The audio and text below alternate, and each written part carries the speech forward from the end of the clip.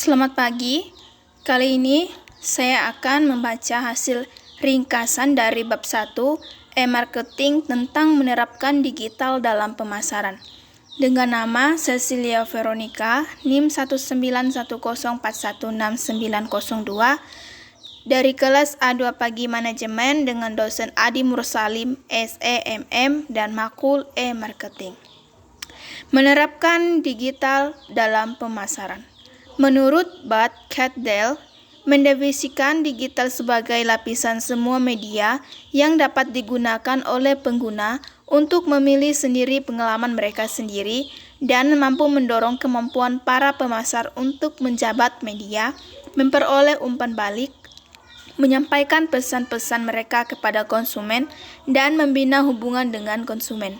Dengan kata lain, digital merupakan cara baru dalam menyampaikan konten atau isi kepada pemakai dan juga dapat digunakan untuk membina hubungan dengan pelanggan atau bagi pemasar.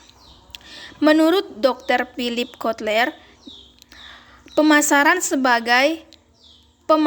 adalah fungsi organisasi yang terus-menerus berhubungan dengan konsumen organisasi, membaca kebutuhan mereka, mengembangkan produk yang memenuhi kebutuhan mereka, dan membangun program komunikasi untuk mengekspresiasi tujuan organisasi.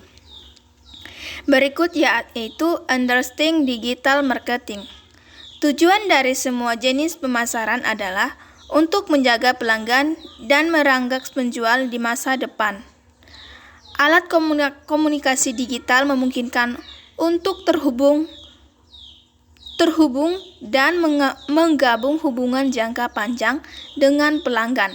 Pemasar digital membantu menciptakan permintaan konsumen dengan menggunakan kekuatan web yang interaktif yang saling berhubungan. Ini memungkinkan pertukaran mata uang, tapi lebih dari itu memungkinkan terjadinya pertukaran nilai. Ini disebut dengan nilai ekonomi, perhatian atau attention economy. Memungkinkan berikutnya itu crossing. Crossing adalah kuat cara kerja alat digital yang memungkinkan orang mempunyai cara berpikir tertentu. Dalam istilah sederhananya, crossing adalah model pemecahan masalah yang mengandalkan komunitas aktif untuk memuluskan solusi terhadap masalah tersebut. Crossing sangat bergantung pada alat dan bentuk komunikasi yang mungkin oleh internet.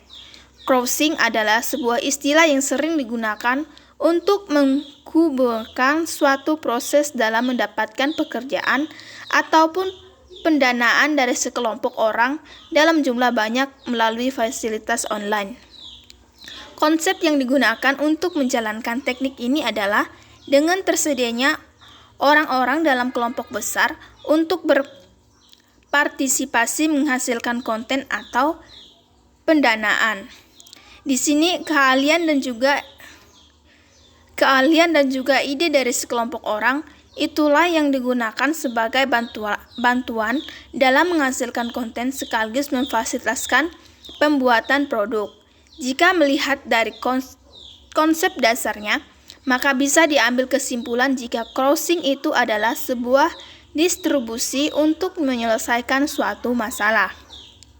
Berikutnya yaitu perbedaan crossing dengan peer-to-peer leading.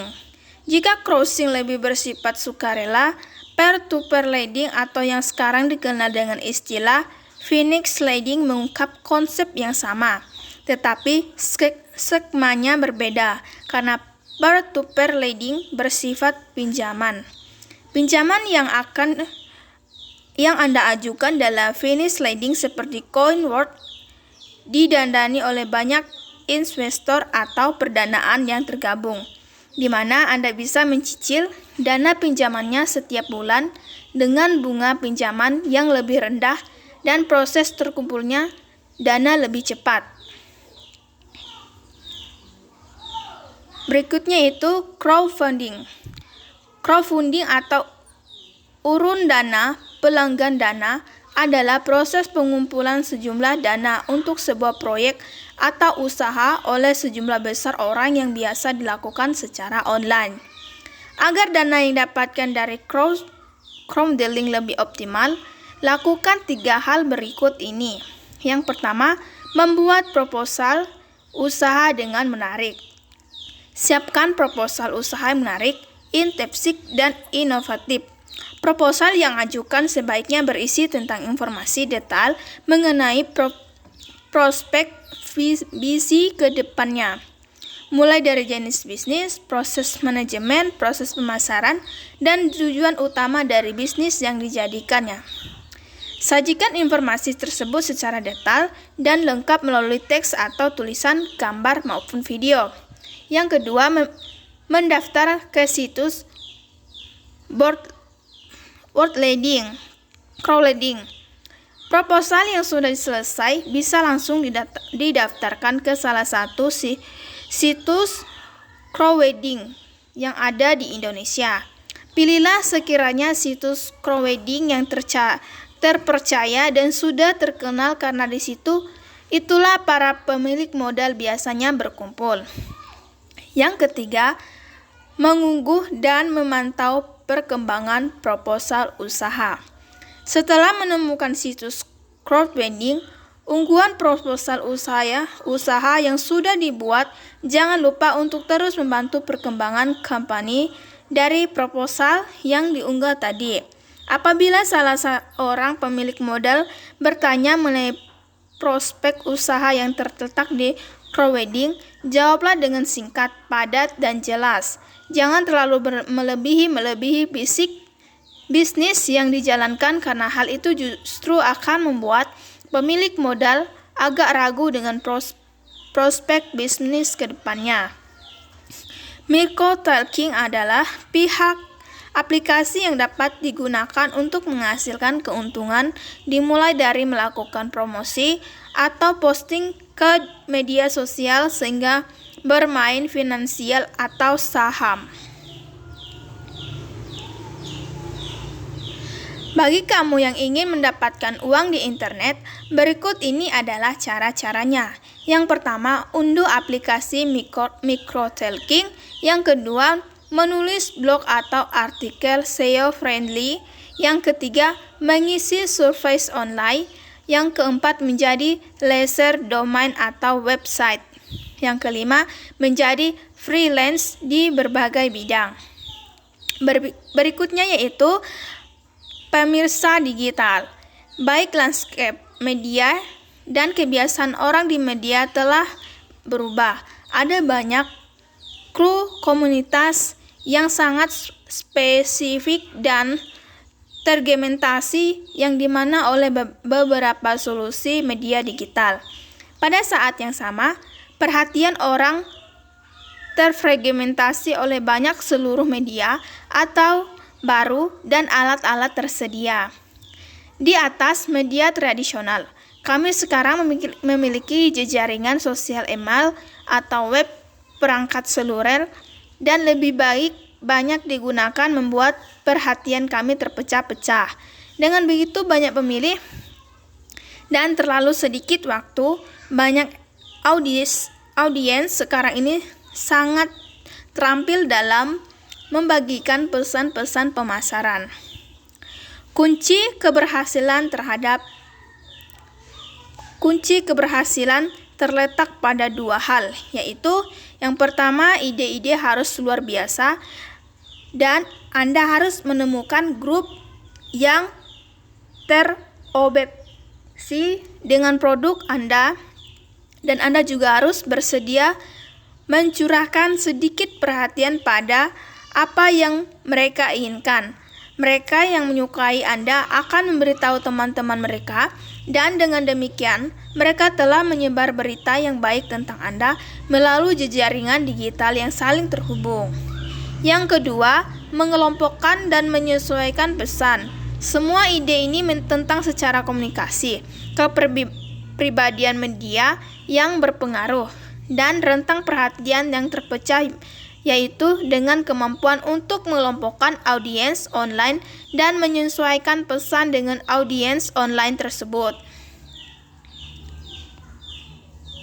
Segmentasi adalah proses mengambil suatu khalayak umum dan membagikan sesuai dengan pengelompokan atau karakteristik tertentu.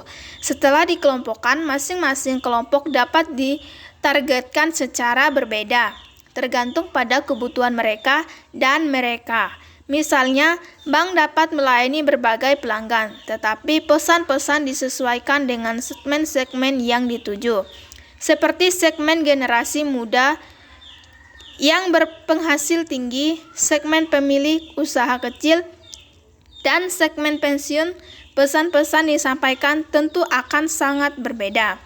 Faktor kedua yang membedakan digital adalah kemampuan ukurnya, karena dengan menggunakan hampir setiap tindakan di web dapat dilacak, ditangkap, diukur, dan dianalisis.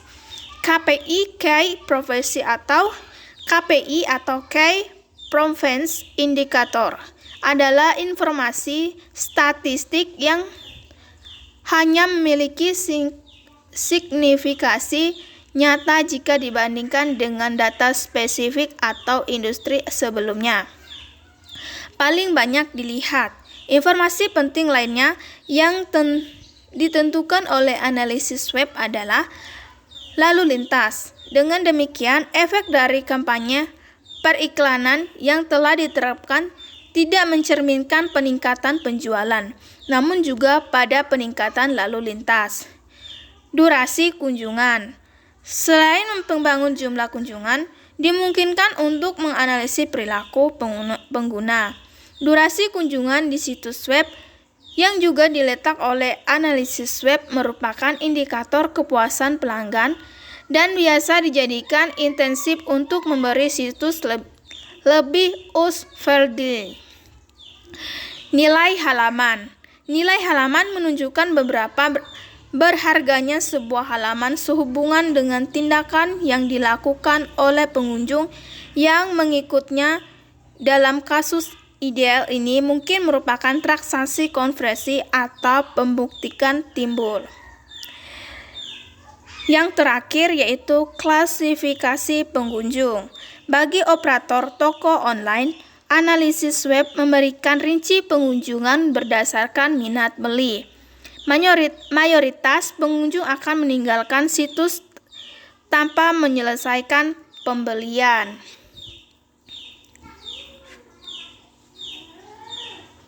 Demikian penjelasan saya dari ringkasan makul e-marketing. Saya Cecilia Veronica mengucapkan terima kasih dan selamat pagi.